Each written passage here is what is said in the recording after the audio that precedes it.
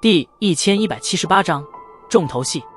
这里是一片规模浩大的、令人感到震撼的广场，在广场周围，密密麻麻的人海一直蔓延至视线的尽头，震天的鼎沸喧哗之声，如同巨龙咆哮一般，在整个天际响彻不休。在这等可怕的音波冲击下，即便是天空上的云层，都是因此被摧残成零零碎碎。在广场的半空中，悬浮着众多的石台，这些石台将会是全场最为瞩目的焦点所在。因为这次单会的最后交锋便是将会这上面展开。经过前几日的略微低迷，今日的这片广场人气无疑是达到了一个顶点。